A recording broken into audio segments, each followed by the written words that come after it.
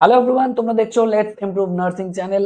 এবং আজকে তোমাদের মোস্ট ইম্পর্টেন্ট নার্সিং এর এক্সাম, সেটা হচ্ছে জেন পাস পরীক্ষার সম্পর্কে লজিক্যাল রিজনিং সাবজেক্টের 20-তে 20 কি করে পাওয়া যায় এবং কিভাবে প্রিপারেশন নেব। যে আগামী 3 মাস আমাদের কাছে সময় আছে, এন্ড 3 মাস আমরা কিভাবে প্রিপারেশন নেব যেন আমরা 20-তে 20 পেয়ে যাই। এবং এই প্রিপারেশন নেওয়ার ছোট থেকে ছোট ডিটেলস এটাতে আলোচনা হবে। এই ভিডিওটা দেখে নিলে লজিক্যাল রিজনিং সম্পর্কে সমস্ত কিন্তু ডাউট তোমার ক্লিয়ার হয়ে যাবে। দারুণ ভাবে ভিডিওটা উপকার করতে চলেছে। দেখে নাও। দেখো, জেনপাস ইউজি পরীক্ষার জন্য আমরা জানি যে টোটাল 115 মার্কের মধ্যে পরীক্ষা। আর এই 115 মার্কের মধ্যে তোমাদের মোস্ট ইম্পর্টেন্ট 20 মার্কস তোমাদের লজিক্যাল রিজনিং থেকে আসে। দেখো, 20 মার্কস এর মধ্যে এটা ইম্পর্টেন্ট কেন, কারণ এই 20-তে কিন্তু 20 স্কোর করা যেতে পারে। সব সাবজেক্টে 20-তে 20 স্কোর করাটা টাফ। যেরকম ধরো, আমি যদি বলি ফিজিক্সে 25-এ পরীক্ষা হয়, সেখানে 25-এ 20 পাওয়াও টাফ, কিন্তু লজিক্যাল রিজনিং এ 20-তে 20 পাওয়া যায়। এবার দেখো যে আগামী কয়েকটা দিন, আগামী ধরো তোমার 90 বা 100 ডেজ আছে, এই কয়েকটা দিনে তোমাকে কি করতে হবে, আলটিমেটলি কি করতে হয়। দেখো, খুব সিম্পল জিনিস, যে জিনিসগুলো সবাই জানো তোমরা যে কি করতে হয়। মেন যেটা জিনিস সেটা হচ্ছে তোমাদের ইম্পর্টেন্ট চ্যাপ্টার কোনগুলো সেটা আইডেন্টিফাই করা, এটাই হচ্ছে মেন জিনিস। সবার প্রথমে তোমাদের এই আইডেন্টিফাই করতে হবে যে তোমার ইম্পর্টেন্ট চ্যাপ্টার কোনগুলো। ব্যাস। কারণ দেখো, লজিক্যাল রিজনিং এ তোমরা যদি যে কোনো বই কিনে নাও, তাহলে লজিক্যাল রিজনিং এ অনেক চ্যাপ্টার থাকবে, অনেক চ্যাপ্টার বলতে অনেক চ্যাপ্টার থাকবে, বাট তোমাকে ওইটা দেখতে হবে যে কোন চ্যাপ্টার আমার জন্য জরুরি, কোন চ্যাপ্টার জরুরি। কারণ জেড পাসের যে লজিক্যাল রিজনিং, এটা খুব লিমিটেড সিলেবাস আছে, এটাই খুব সুন্দর জিনিস এখানকার।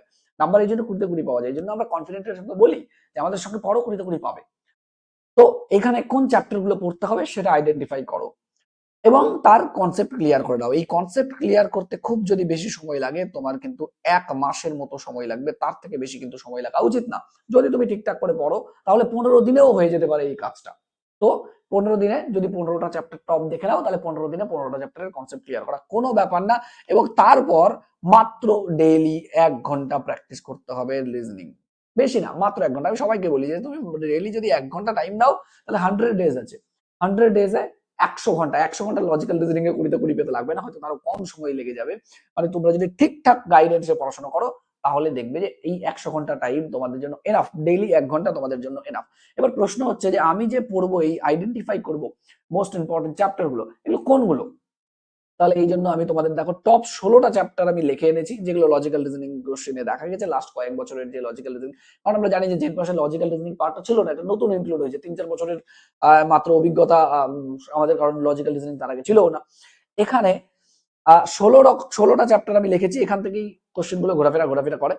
বাট আমাকে যদি বলতে হয় যে সবচেয়ে ইম্পর্টেন্ট কয়েকটা চ্যাপ্টারের নাও, তাহলে আমি তোমাদের বলে দিচ্ছি কয়েকটা ইম্পর্টেন্ট চ্যাপ্টার। সবচেয়ে ইম্পর্টেন্ট চ্যাপ্টার মধ্যে ডেফিনেটলি আমাদের কোডিং ডিকোডিং তো আসেই আসে, ঠিক আছে। কারণ কোডিং ডিকোডিং, শুধু কোডিং ডিকোডিং না, আরো বাকি অনেক চ্যাপ্টারের সঙ্গে কোডিং ডিকোডিং রিলেটেড। 1 নম্বর। 2 নম্বরে আমি রাখবো সিরিজ চ্যাপ্টারটা। 3 নম্বরে আমি রাখবো এখানে নিচে অ্যানালজি চ্যাপ্টারটা। 4 নম্বরে অড ওয়ান আউট চ্যাপ্টারটা। 5 নম্বরে ব্লাড রিলেশন চ্যাপ্টারটা। তারপর ক্লক অ্যান্ড ক্যালেন্ডার, ঠিক আছে, ক্লক, তারপর ক্যালেন্ডার। তারপর আমাদের ডিকশনারি, এগুলোও আসে, বাট এগুলোর পরিমাণ কম, ঠিক আছে। ডিকশনারি আসে, এটা না যে আসে না, অ্যারেঞ্জমেন্ট আসে, বাকি জিনিসগুলো আসে, বাট বাকি জিনিসগুলো তারপরে ডাইস চ্যাপ্টারটা। ডাইসে আগের বার প্রচুর কোশ্চেন এসছে। ফিগার কাউন্টিং তুলনামূলক কম আসে, আসে না সেটা না, তুলনামূলক কম আসে। তারপর কিন্তু ভেন ডায়াগ্রাম থেকেও কোশ্চেন আসে, এবং দেখবে তোমরা যে ভেন ডায়াগ্রাম থেকে আছে। তারপর আমি যদি বলি, তারপর ডিকশনারি বলবো। বাট পড়তে তোমাকে সবগুলোই হবে, কেন? কারণ যেহেতু আমাদের বেশি বছরের ডেটা এভেলেবেল নেই। তো লজিক্যাল রিজনিং এর মধ্যে অনেক চ্যাপ্টার্স, বাট তুমি যদি পড়তে চাও, তাহলে সবার প্রথমে কি পড়বে দেখো। সবার প্রথমে তো আচ্ছা, তারপর ডিরেকশন টেস্ট অবশ্যই। সবার প্রথমে তোমাকে অবশ্যই তোমাকে কোডিং ডিকোডিং এ গুরুত্ব দেওয়া উচিত, তারপর সিরিজে গুরুত্ব দেওয়া উচিত, তারপর তোমাকে অ্যানালজিতে গুরুত্ব দেওয়া উচিত, দেন তোমাকে অড ওয়ান আউটে গুরুত্ব দেওয়া উচিত, তারপর তোমাকে ব্লাড রিলেশনে গুরুত্ব দেওয়া উচিত। টপ 5 যদি বলতে হয়, ডেফিনেটলি টপ 5 আমার এটা হবে। তারপর 6 নম্বরে ক্লক এন্ড ক্যালেন্ডার, বাকি যেগুলো আছে সেগুলো হবে। বাট তোমাকে প্রথমে এই জিনিসগুলো শুরু করতে হবে। এই যে 16টা চ্যাপ্টার আমি লিখেছি, এই 16টা চ্যাপ্টারের মধ্যে কম আসে কোনো চ্যাপ্টার? হ্যাঁ, ডেফিনেটলি কম আসে। এই যে সিলোগিজম পার্টটা দেখছো, এই সিলোগিজম থেকে প্রশ্ন আসে না। সিলোগিজমের অল্টারনেট একটা হয়, সেটা হচ্ছে আমাদের স্টেটমেন্ট এন্ড কনক্লুশন, সেটা হয়। সিলোগিজম একটু কঠিন হয়ে যায়, সিলোগিজম থেকে নরমালি প্রশ্ন দেখা যায় না।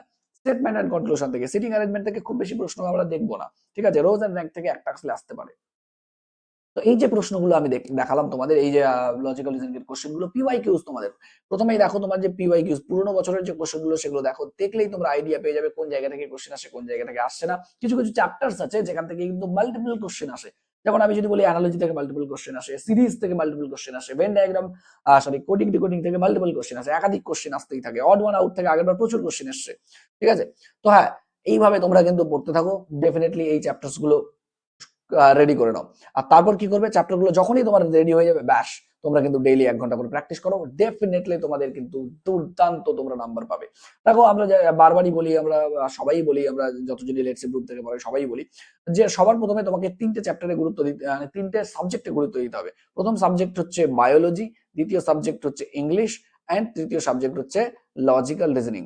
এই টোটাল 3টে সাবজেক্টে হয় টোটাল 65 মার্কসের পরীক্ষা, এবং ভালো করে পড়লে আমাকে 50 বা 50 প্লাস হলে একটা ভালো কলেজ আমরা পেয়ে যাই।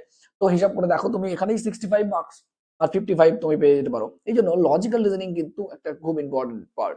আমরা গত কয়েক বছর থেকে পড়াচ্ছি, এন্ড আমরা দেখেছি হিসাব মতো যে স্টুডেন্টরা যারা একটু সিনিয়র, মানে একটু সিনসিয়ার, তারা কিন্তু 18, 19, 20-তে 20 অনায়াসেই পেয়ে যায়। তো আশা করছি তোমাদের এই ভিডিওটা হেল্পফুল হবে, এবং দেখে নাও কোন কোন চ্যাপ্টার গুলো পড়তে হবে। দেখো, যে কোনো বই নিলে তোমরা যদি মার্কেটে যাও, বই দেখো, তাহলে অনেকগুলো তোমাদের কিন্তু এইখানে চ্যাপ্টার্স পড়তে হতে পারে। বাট আমি বলে দিচ্ছি, এই 16টা চ্যাপ্টার দেওয়া আছে, এই 16টা চ্যাপ্টারই আগে দেখো, যেগুলো স্টার মার্ক দিলাম সেগুলো আগে করো। এবার তোমরা যদি আমাদের সঙ্গে প্রিপারেশন করতে চাও, তাহলে এগুলো তোমাদের নিজে কি করতে হবে না, আমি বললাম যারা নিজে নিজে প্র্যাকটিস করতে চাও তাদের জন্য এই জিনিসগুলো করতে হবে। যদি তোমরা আমাদের সঙ্গে প্র্যাকটিস করতে চাও, আমাদের সঙ্গে প্রিপারেশন করতে চাও, প্রত্যেক বছর প্রচুর পরিমাণে স্টুডেন্ট আমাদের কাছ থেকে পাই। 1 থেকে 10-এর মধ্যেও বেশ কিছু স্টুডেন্ট থাকে, 1 থেকে 100-এর মধ্যে প্রচুর স্টুডেন্ট থাকে, 1 থেকে 1000-এর মধ্যে অনেক স্টুডেন্ট আমাদের লেটস গ্রুপ থেকে আছে। অ্যান্ড লেটস গ্রুপের জেন পাসের হিস্ট্রি হয়তো তোমরা সবাই জানো, দুর্দান্ত রেজাল্ট আমরা করাই থাকি। আচ্ছা, এবার যদি তোমরা আমাদের সঙ্গে প্রিপারেশন করতে চাও, তাহলে বেশি কিছু না, আমাদের একটা ব্যাচ লঞ্চ হয়েছে, সেই ব্যাচে তোমাদের জয়েন করে নিতে হবে। অ্যান্ড ব্যাস, আর কিছু করতে হবে না তোমাদের, বাকিটা তো আমরাই দেখবো, ঠিক আছে? অ্যান্ড ব্যাচটার নাম কি তোমরা জানো? Dream batch. সরি, আচ্ছা, ব্যাচটার নাম হচ্ছে ড্রিম ব্যাচ, ঠিক আছে? এই ড্রিম ব্যাচ 3.0, এর আগে 2.0 গত বছর আমরা পড়িয়েছি, তার আগে ড্রিম ব্যাচ 1 ছিল। ড্রিম ব্যাচ কিন্তু 3.0 তোমাদের ব্যাস। লেটস ইমপ্রুভ অ্যাপ ডাউনলোড করো প্লে স্টোর থেকে, সেখানে দেখো জেন পাসের জন্য তোমাদের ড্রিম ব্যাচ আছে, ড্রিম ব্যাচ 3.0 তে এনরোল হয়ে যাও। এন্ড প্রথমে যেই প্রাইসটা আছে, সেখানে তোমাদের একটা কুপন কোড আছে, সেটা অ্যাপ্লাই করতে, সেখানে কুপন কোড দেওয়া থাকবে, যদি তুমি ওটা অ্যাপ্লাই করে দাও, তাহলে তুমি একটা ঠিকঠাক ছাড় পেয়ে যাবে। অ্যান্ড একটা যেই অ্যামাউন্টটা তোমাদের কাছ থেকে নেওয়া হচ্ছে, সেই অ্যামাউন্টটা কিন্তু খুব বড় অ্যামাউন্ট না, একদম সিম্পল অ্যামাউন্ট নেওয়া হচ্ছে। এই একটা সামান্য 1500-1600 টাকা বা 1700 টাকা দেওয়ার ফলে তোমার যদি ইভেনচুয়ালি একটা ফিউচার ভালো হয়ে যায়, ডেফিনেটলি ওই ইনভেস্টমেন্টটা করা উচিত। খুব সামান্য এটা ইনভেস্টমেন্ট, যেখানে তোমাদের প্রচুর পরিমাণে ক্লাসেস কিন্তু থাকছে। আমি লজিক্যাল রিজনিং করাবো, আমার সঙ্গে আরেকজন স্যার আছেন, লজিক্যাল রিজনিং দুজন মিলে আমরা পড়াবো, ফিজিক্স, কেমিস্ট্রি, ইংলিশ, বায়োলজি তো 3-4 জন স্যার মিলে পড়াবেন, মাল্টিপল ক্লাসেস হবে। আমরা এতটুকু গ্যারান্টি করতে পারি তোমাদের, যে আমরা যতটুকু পড়াবো, ততটুকু যদি তোমরা নিজের 100% দিয়ে পড়াশোনা করো, ডেফিনেটলি সিলেকশন আসবে। ঠিক আছে, চলো বেশি কথা না, তাড়াতাড়ি গিয়ে প্লে স্টোর থেকে অ্যাপটা ডাউনলোড করে নাও। যারা ডাউনলোড করেছো তারা এনরোল হয়ে যাও ড্রিম ব্যাচে। ক্লাস কিন্তু আমাদের 12 তারিখ থেকে শুরু হতে চলেছে, 12ই মার্চ শুরু হতে চলেছে, এবং যতদিন না জয়েন হচ্ছ, ততদিন আমাদের যে ইউটিউব ক্লাসেস গুলো আছে, যে ইউটিউব ক্লাসেস গুলো আগামীকাল থেকে রেগুলার বেসিসে চলতে থাকবে, সেই ক্লাসগুলো অবশ্যই অ্যাটেন্ড করো। ঠিক আছে, চলো তাহলে দেখা হচ্ছে তোমাদের সঙ্গে ব্যাচে এন্ড ইউটিউব ক্লাস।